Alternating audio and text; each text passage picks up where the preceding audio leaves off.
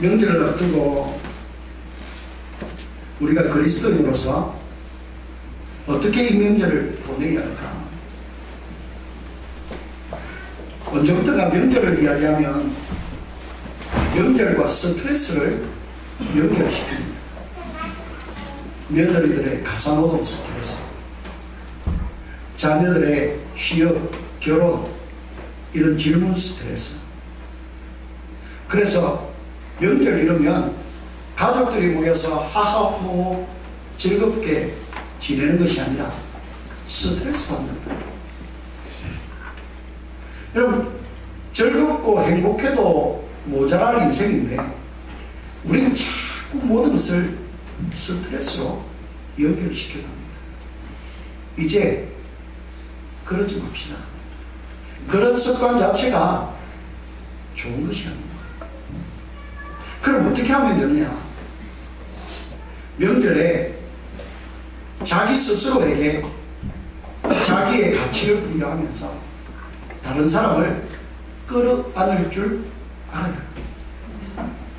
마음에 드는 가족들이 있을 것이고 또 그렇지 않은 가족들이 있을 겁니다. 그러나 그런 사람을 대할 때마다 내가 그리스도인이다,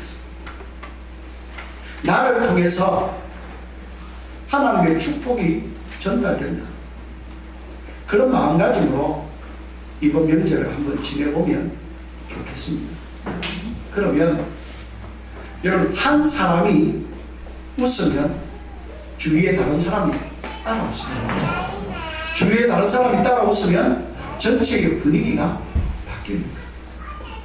예, 우리가 그렇게 행복 바이러스를 전파하는 그런 삶이 되기를 주님의 이름으로 축복합니다. 여러분도 잘 알다시피 사랑의 번제탄의 주인공 손양원 목사님, 제가 이번에 설교를 준비하면서 다시 그분의 그 신문 기사들을 모아서 읽어봤습니다. 그러는 중에 안재성이라는 그 손양원 목사님이 양아들로 삼았던 그 사람의 이야기 중에 그 아들, 안재선 씨의 아들 안경선 목사님이 글을 쓰더라고요. 자기 이야기를 적어놨습니다. 아버지는 정확하게 교회를 다녔는지 안 다녔는지는 모르겠답니다. 근데 티를 내지 않더랍니다. 아버지도 평생을 그 굴레를 가지고 살았기 때문에 참 섰던 많은 사람들이 모인 곳에 가기가 힘들었을 것이다.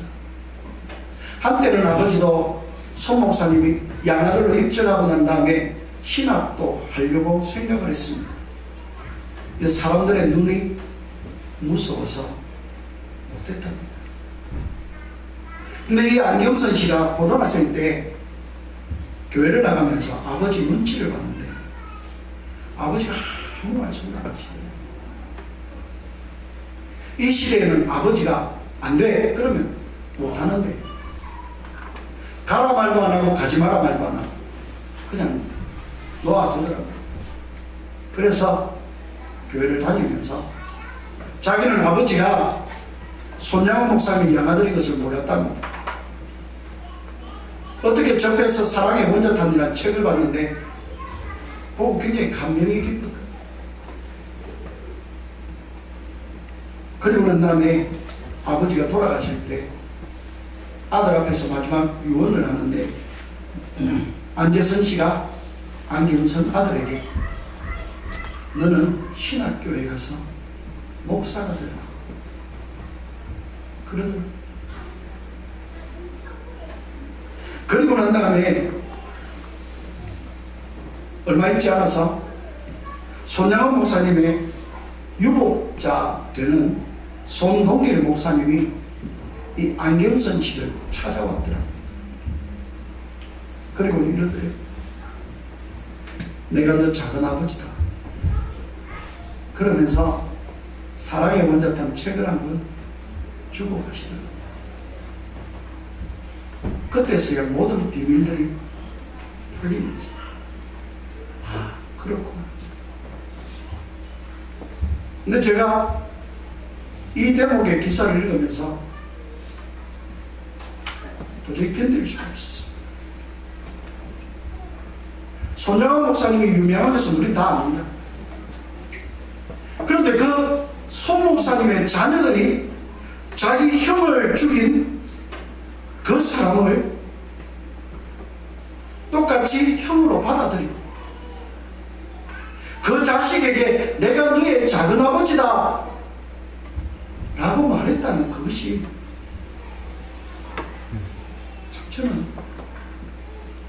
감당할 수가 없었습니다. 역시 그 아버지의 그 아들이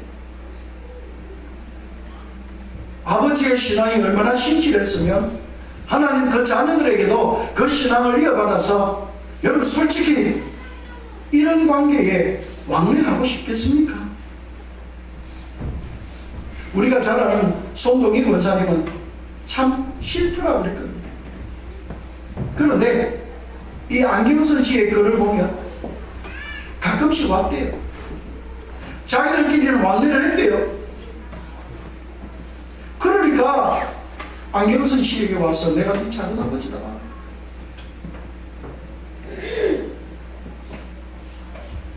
선으로 악을 이기자는 이 주제의 말씀을 함께 나누면서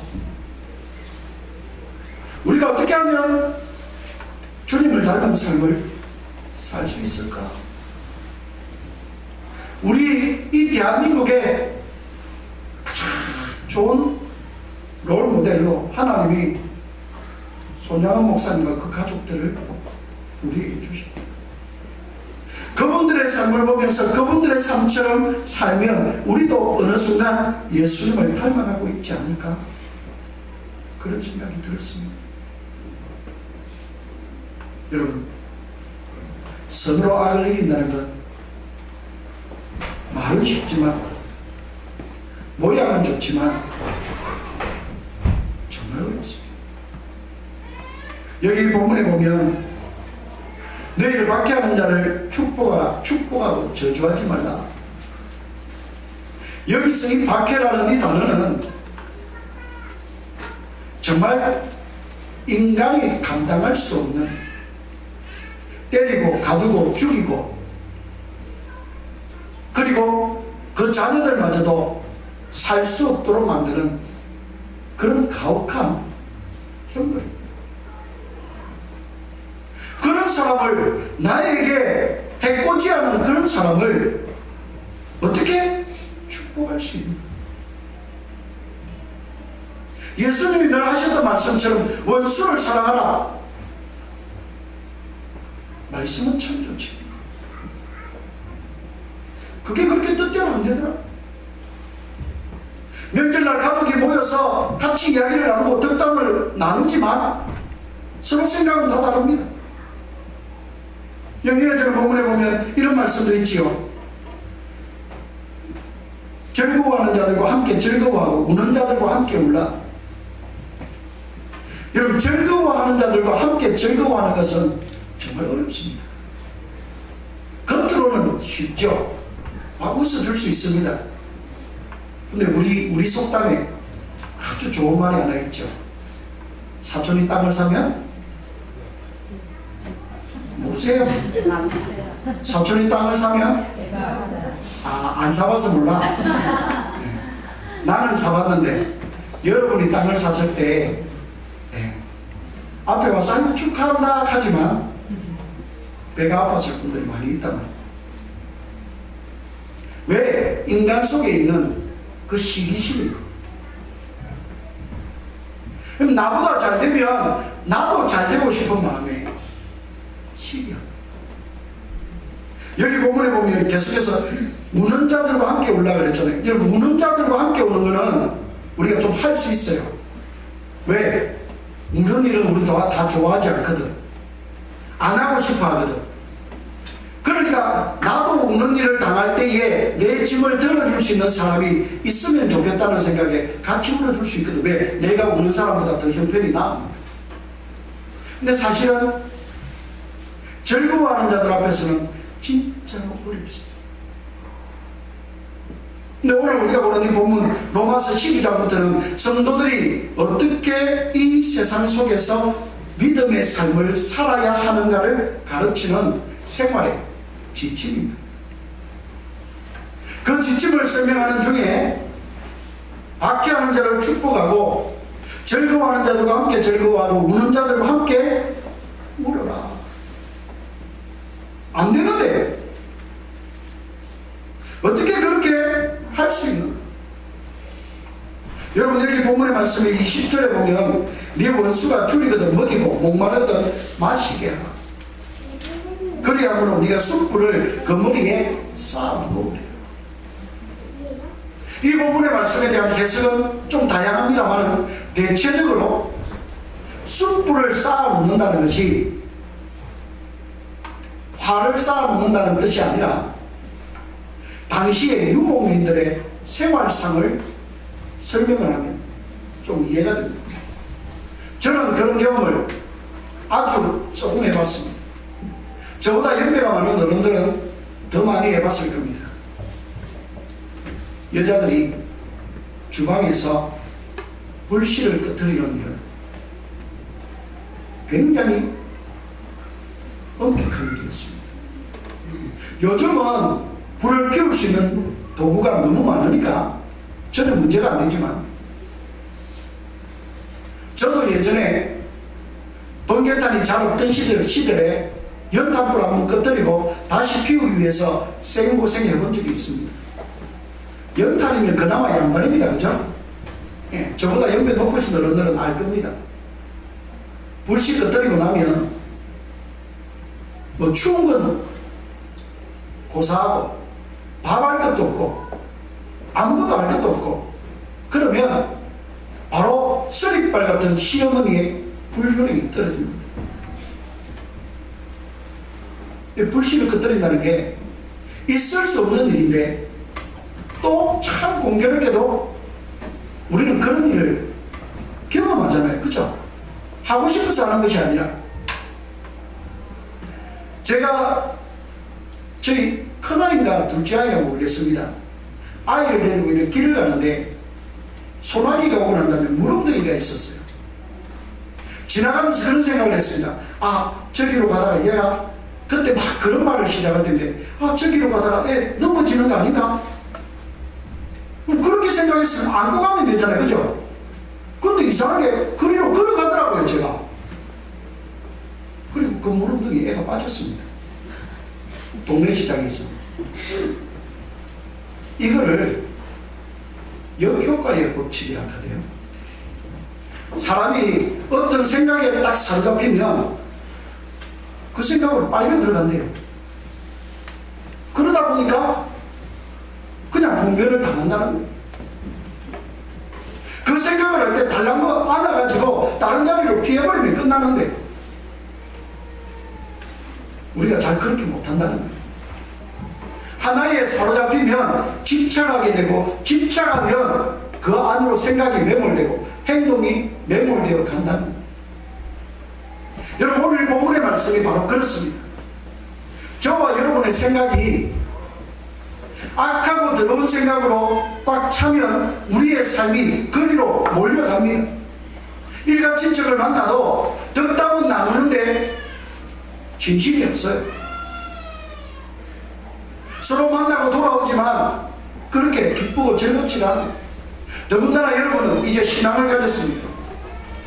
그러다 보니까 같은 신앙을 가진 가족들이면 참 좋겠지만 그렇지 않을 때는 참 많은 험한 꼴을 겪습니다. 어떤 분이 최근에 기일에 집안 식구들이 모였는데 절을 해야 된다. 그래서 그분이 그랬다. 우리 목사님이 하지 말아라. 그랬더니 앞에 대놓고는 말 안 하는데 뒤에서 다 들리게 그러더랍니다. 언제부터 교회 다녔다고? 아이 더러워 죽겠다. 근데 들리면서도 못 따른 척하고 참았대요. 이런 명절을 당하면 우리 이런 이야기를 심심치 않게 됐습니다. 그럴 때마다 내가 어떻게 할까? 정말 명절에 가기 싫은데, 하기 싫은데, 이렇게 생각하면 보기도 싫고 말하기도 싫고, 그러면요 내 얼굴이 변합니다. 보기 싫은 얼굴로, 말하기 싫은 얼굴로. 그러면 뒤에서 뭐라 하냐? 저들은 교회 다닌다는 것들이 너 저러나? 저거밖에 몰라. 또 이럽니다. 우리는 이래도 구설수에 오르고 저래도 구설수에 오릅니다. 그럴 때 오늘 이 본문의 말씀을 한번 생각해 보자 말이에요. 예수님이라면 어떻게 하셨을까? 저와 여러분이 우리가 처한 상황에서 하나님의 말씀을 어떻게 잘 나타낼 수 있는가? 17절 말씀에 아무에게도 악을 악으로 갚지 말고 모든 사람 앞에서 선한 일을 도모하라. 할 수 있거든 너희로서는 모든 사람과 더불어 화목하라. 아까 제가 불씨 이야기를 했습니다. 머리에 숯불을 쌓아 놓으리라. 이 말씀이 무슨 뜻이냐? 유목민들이 불을 꺼뜨리면 안 되는데 불을 꺼뜨렸을 때 어쩔 수 없잖아요. 불이 없으니까 이웃에게가 빌려야 됩니다. 근데 유목민들은 물건을 운반할 때 주로 머리에 이고 운반을 했습니다. 그러니까 불씨를 얻어오면 어떻게 하겠습니까? 당연히 머리에 이고 오겠죠. 그 불씨를 얻어가지고 오는 그 사람은 어떻겠습니까? 모든 스트레스가 다 사라져. 이제 살았다. 이제 우리 가족이 따뜻할 수 있다. 이제 따뜻한 밥 먹을 수 있다. 그러다 보면 이걸 이고 오면서 늘 싱글벙글한 거예요. 기쁘고 즐거운 거예요. 그러면 내가 기쁘고 즐거울 때 그냥 나만 즐겁겠습니까? 그 불씨를 여긴 그 개똥이네. 너무 고맙다. 그런 생각을 할 거 아닙니까?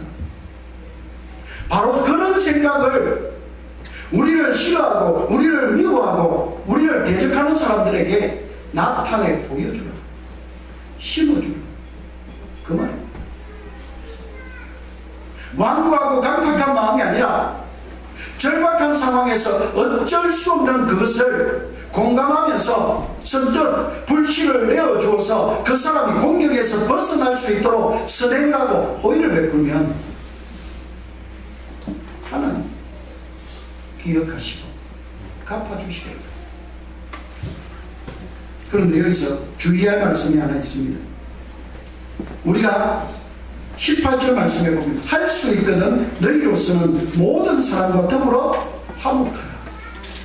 여기에 단서가 뭡니까? 할 수 있거든. 사람이 감당할 수 있는 분량입니다. 여러분 이것은 타협하라는 말이 아닙니다. 무조건 양보하라는 말이 아닙니다.